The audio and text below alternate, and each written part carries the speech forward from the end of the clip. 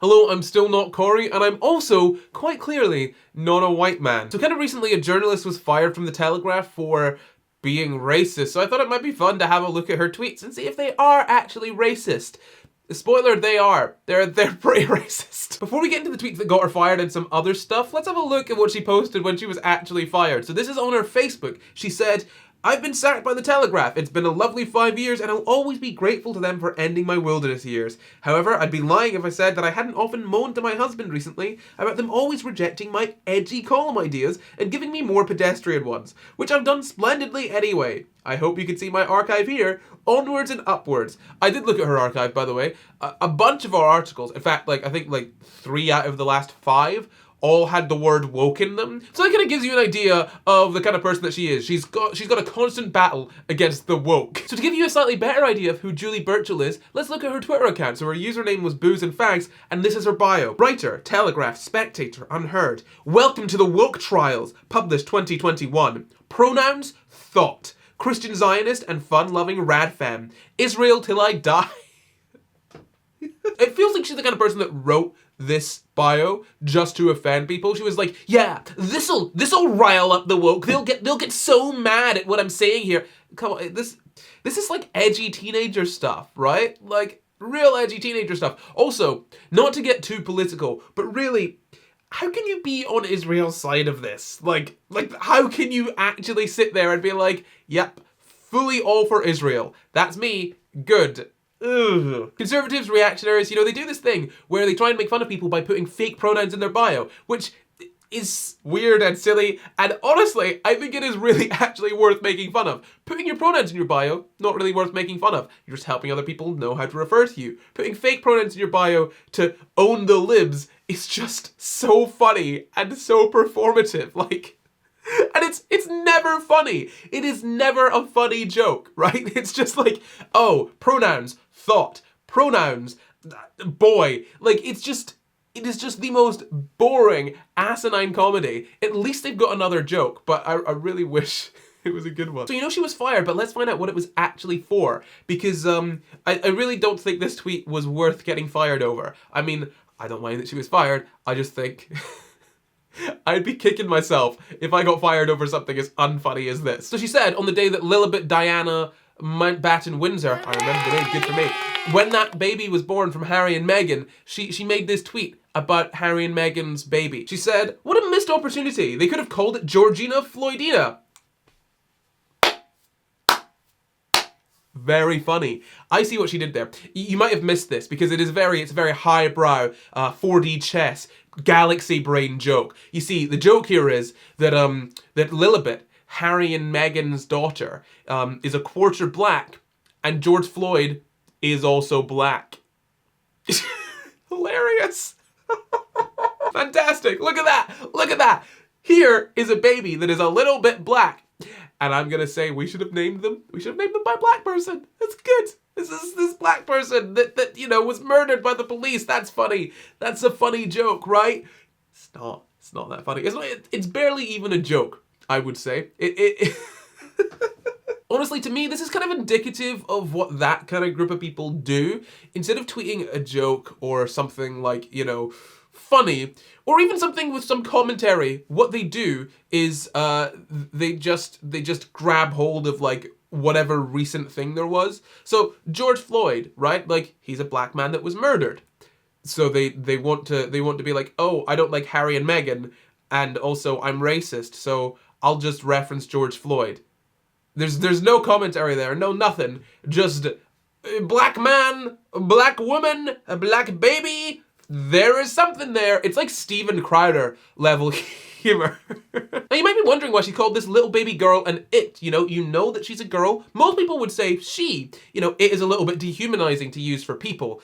You might think that maybe it was a racist thing that she did. She wanted to dehumanize the baby because the baby was black. Oh, look at that little thing, that little black it. You might be thinking that.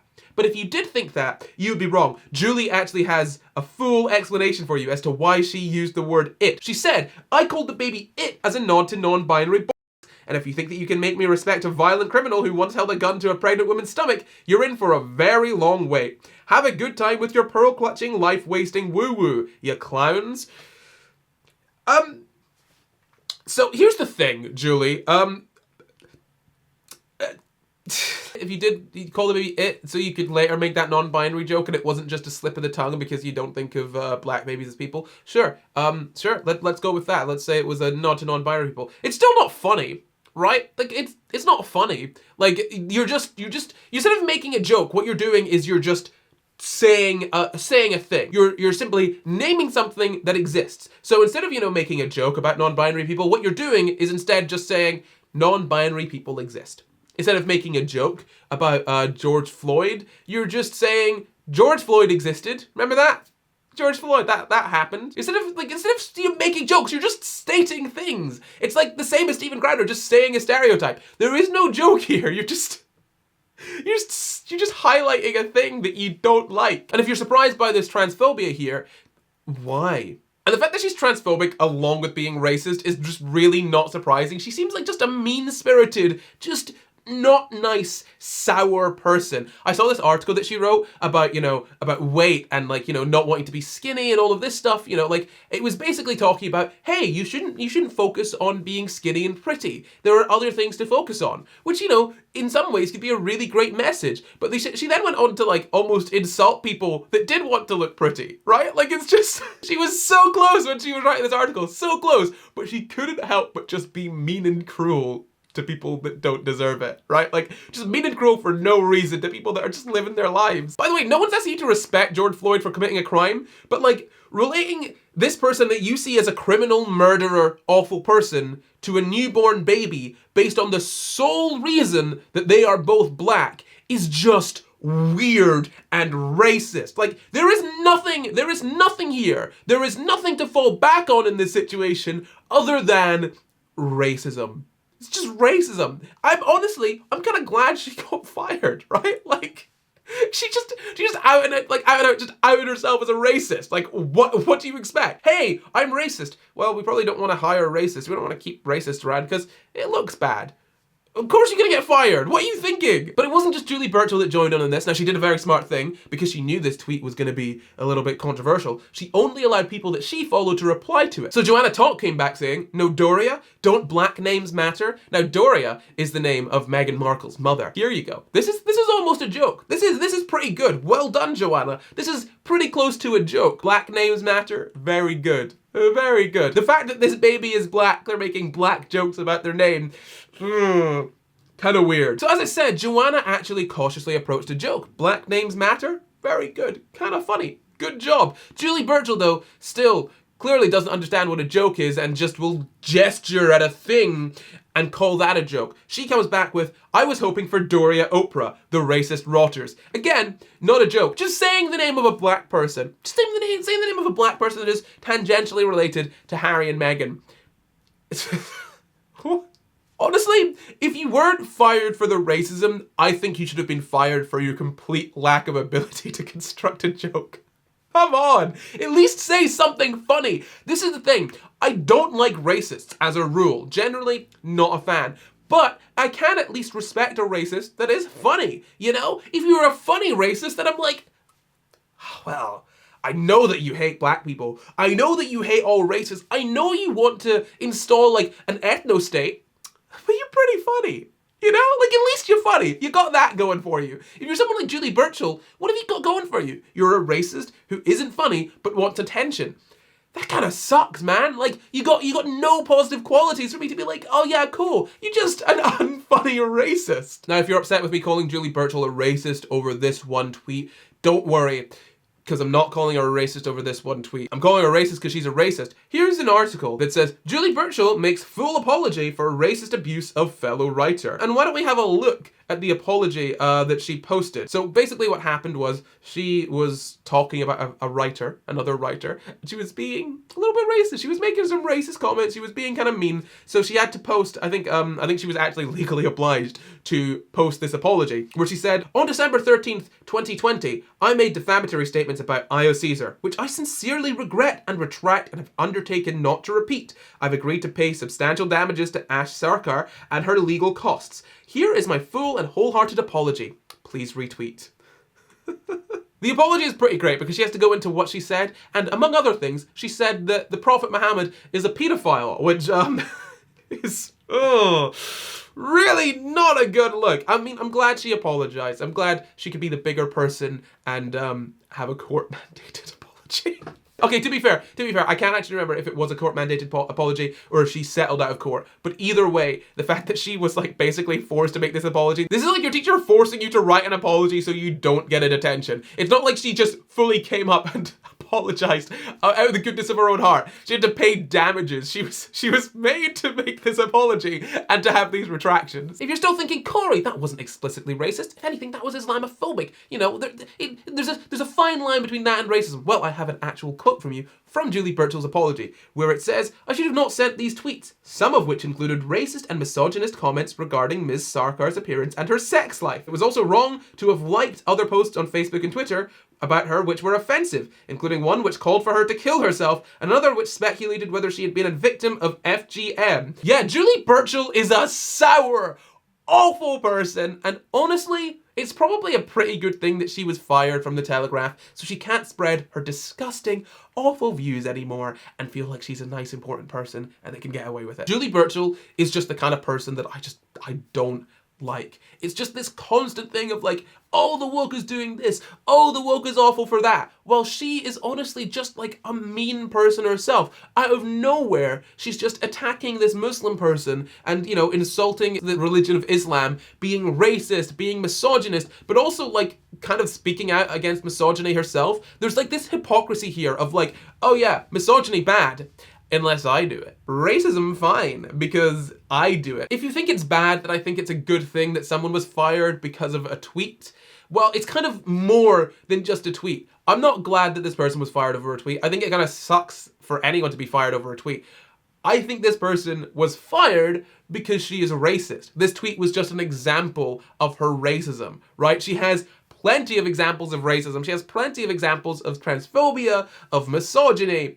And that's not really the kind of person that you probably want writing articles, right? You don't want racists and transphobes being able to spread their, like, you know, bigoted views, like, with a platform. You want to deplatform these people. And if that means being sort of let go from your job as a reporter or as a journalist, then yeah, I guess that's what's got to happen, right? Like, I'm not sitting here, you know, being happy about cancel culture.